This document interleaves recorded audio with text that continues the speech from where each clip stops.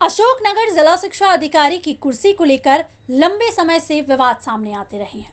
लगभग 2 महीने पहले शिक्षा विभाग द्वारा नीरज शर्मा को जिला शिक्षा अधिकारी बना दिया गया था, जिससे नीरज शर्मा और जिला शिक्षा अधिकारी आदित्य नारायण मिश्रा के बीच कुर्सी को लेकर खींचतान शुरू हो गई थी। हालांकि डीईओ की कुर्सी को लेकर चल रही खींचतान डीईओ और आदित्य नारायण मिश्रा की सेवानिवृत्ति के साथ ही समाप्त हो गई। लेकिन सेवानिवृत्ति के ठीक पहले जिला शिक्षा अधिकारी आदित्य नारायण ने जहां एक सीसी उसके पद से हटाया, जबकि 1-2 शिक्षकों को भी इधर से उधर कर दिया। यही कारण है कि उनके यह आदेश विवादों को जन्म दे रहे हैं।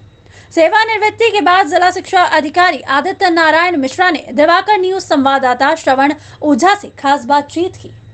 अशोकनगर जिला शिक्षा अधिकारी के पद से जुड़े विवाद हमेशा सामने आते रहे हैं, लेकिन लगभग 4 साल पहले जिला शिक्षा अधिकारी पद पर पदस्थ हुए आदित्य नारायण मिश्रा ने जिस जीवटता के साथ सारे विवादों को समाप्त किया है, आज वह सेवानिवृत्त हुए अपने पद से।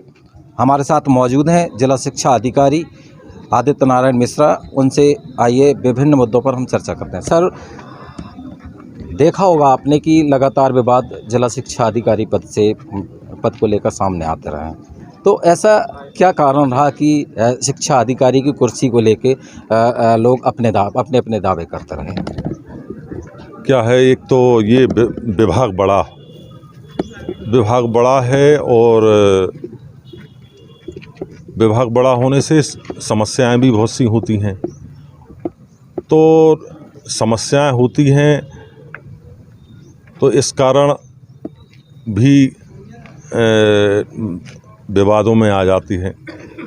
और जहाँ तक पद के बारे में है, तो पद के बारे में तो मैंने कभी नहीं सोचा कि इस पद पे हमेशा रहा जाता है। भाई, कभी भी कहीं भी आपका काम करने का हो, जहाँ चैलेंज है वहाँ काम करने का मज़ा ही कुछ और होता है।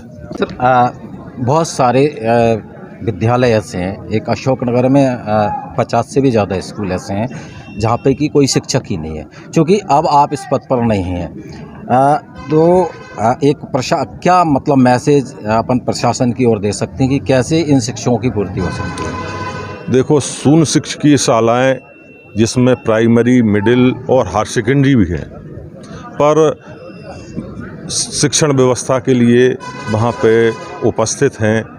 कहीं ना कहीं से वहाँ हमने व्यवस्था के तौर पे उनको रखा है और अतिथि शिक्षक भी काम कर रहे हैं।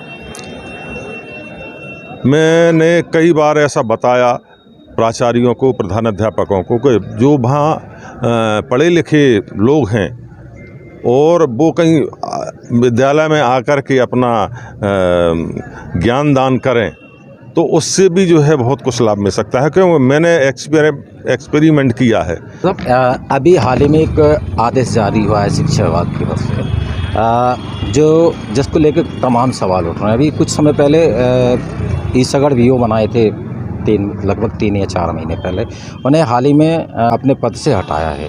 तो क्या कारण मानते हैं, चूँकि आप शिक्षा विभाग के बारे, और उस समय आप एज ए शिक्षा अधिकारी थे? सर, क्या है कि जो डीडीओ पावर होते हैं उसके पास ही बीओ का प्रभार रहना चाहिए, ऐसे शासन के निर्देश हैं। और ये हमने व्यवस्था के तौर पे मैंने ही खुद रखी थी। जब कुछ विवाद या कुछ और दूसरे डीडीओ बीओ कहने लगे कि हम भी अपने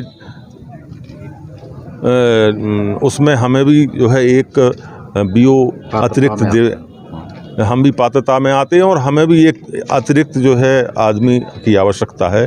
तो कुछ ऐसी चीज़ें आ रही थी, तो इस वजह से ये करना पड़ा। हमारे वरिष्ठ कार्यालय से भी ऐसे हमें निर्देश मिले कि आप जो है एक ही व्यक्ति जो प्रमुख होता है उसके लिए रखें। तो कुछ परिस्थितियाँ भी ऐसी आती हैं कि व्यवस्थाएं बदलना पड़ती हैं, तो वो बदलने का प्रयास किया था मैंने।